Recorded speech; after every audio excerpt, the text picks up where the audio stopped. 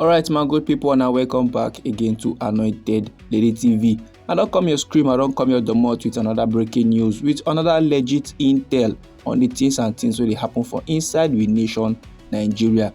The koko now be say the International Monetary Fund, will be IMF, they don't come outside now the yarn. They don't raise concern about the effectiveness of this our country's Nigeria ongoing economic reforms under our current president, will be Asiwaju Bola Ahmed Tinubu.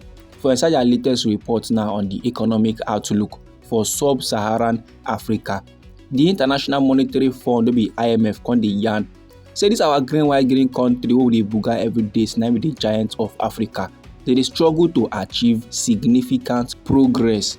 They say this our country, they struggle to see the light even after 18 months where they don't implement key reforms. That is to say, after they don't implement reforms wey supposed to make sense for inside a nation. And no be lie my good people, this our country Nigeria, they grapple with their worst economic crisis in nearly 30 years. The kind shege wey countrymen they receive on a daily for inside our green country wey be Nigeria na premium. Countrymen never see am before. And this nightmare begin for inside last year, will be 2023, for inside the month of May, when our President Bola Ahmed Tinubu announced the sharp removal of fuel subsidy. Then after that level, he can unify the exchange rate. Then other economic policies where our President implement. Now can put this our country Nigeria, now can put the general public for inside one chance. Now my good people, we see this recent reports now where the International Monetary Fund, will be IMF, then drop so. Then present them on Friday for inside the Lagos Business School by Catherine Patilo. And this person now IMF, their deputy director. They can talk about the successes in other countries like Cote d'Ivoire, countries like Ghana and Zambia. Unfortunately, our green country, will be Nigeria, where they buga on a daily, now be the giants of Africa, was notably absent. They don't follow for the list of nations where they demonstrate positive outcomes from reform efforts. And the IMF, their reports projected an average economic growth rate of 3.6% for sub-Saharan Africa in 2024. But however, my good people, the growth rate of this our green country Nigeria is expected to lag at 3.19%. It can place our country Nigeria below the regional average. The International Monetary Fund, will be IMF, constantly yarn say while many African nations now they reduce microeconomic imbalances, our nation Nigeria they remain an outliner in its struggle to stabilize its economy. Not be small matter like this, so my good people. With the IMF, they try to talk say other countries, other African nations, they count 4, 5, 6. Our nation Nigeria busy, they count 1, 2. Those kind of levels normally, make sense. Other countries, they busy, they progress, they see growth from reforms. Our nation, they busy, they count their losses. They see they back, they reason how they go they move forward. And not be lie, inflation, they remain a pressing issue for inside this our nation Nigeria. Although there was a brief slowdown for inside the month of July and inside the month of August, inflation can resume its climb for inside the month of September and October. It can reach 33.8%. This figure now is far above the 21% target where they set for inside the year 2024. And analysts don't expect further increase before the year end. That is to say, inflation it will increase the more before this year 2024 could see in ending. The International Monetary Fund, will be IMF, they still point out the exchange rate instability of our nation Nigeria as a significant challenge. Unlike other nations for inside the region, we don't reduce foreign exchange pressures. That is to say, when it comes to other nations and their foreign exchange, things are going well. But when it comes to our nation Nigeria, it's a no-no.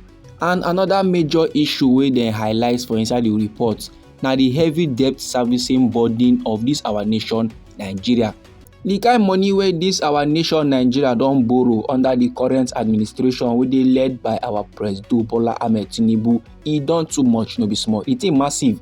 IMF now don't point and say, this loan, if follow for wetin they drag on our back. IMF now they yarn say our nation Nigeria alongside Angola, alongside Ghana and Zambia, they spend an alarming 15% of total revenue on interest payments. This high level of debt servicing dey limit the country's ability to invest in critical areas like infrastructure and social programs. Based on say they don too dey collect debt and they go dey pay back with interest, and those interest money e reach to do nice things for inside we nation. Okay, now if we say make we begin dey talk about the palava of this our nation Nigeria, if we say make we begin dey talk about the shege wey the general public dey experience, if we say make we begin dey talk how things choke reach for the general public, we no go finish here today. Na solution na we want, na solution na country people need. The International Monetary Fund wey be IMF, they come dey advise our nation Nigeria say make dem rethink their approach to reforms before they begin dey implement any policy. Make dem torchlight am back and front. And some kind things wey Nigeria need to do, like recommendations, na improving communication plus offering compensatory measures to ease the impact of the reforms, and designing policy wey go address public concern. That is to say, as these reforms now e don take a negative turn on the general public, they supposed to implement some kind measures like this to take compensate the general public. They suppose be like, country people, more than no too vex abeg. See this policy wey we implement, e no come give us the results wey we be expect. More than use this one take hold on our side. We no go initiate this kind policies again, or we go make sure say we torchlight the thing before we begin dey implement am. Make una no too para, make una no too vex, make una no too reason am. If to say the federal government dey operate like this and dey compensate the general public with some kind things wey dey enter eye, for see am say country people for like this administration the more. Now IMF wey be the International Monetary Fund, for inside their report, they don sama advice, they don sama things and things wey our nation Nigeria need to do in order for things to begin dey make sense. And they say this go require greater attention to communication and engagement strategies, plus reform design, plus compensatory measures, and rebuilding trust in public institutions. And no be lie, my good people, all these levels now na wetin the federal government supposed to dey do. But for inside our nation Nigeria, if you buy see if you wan raise voice, the federal government they go suppress you. They go make sure say you no talk. Imagine the general public come outside to do protest about how things don choke them reach. Police go lock them for inside prison. All those kind things, e no make sense at all at all. This my good people, na the information I wan share give the general public. Anyhow the thing be you for body, feel free make you drop am inside our comment section. Now we be Anointed Lady TV. Now they give una legit intel on the things and things wey dey happen for inside we nation Nigeria. So if you like this update and you go like to receive more, try make you subscribe to this channel and try make you put on the notification bell so that as we dey bring the news they come, now you go first receive the updates and you go get them sharp sharp. I dey come your side again with another legit intel for you, my good people. Abeg, no go anywhere.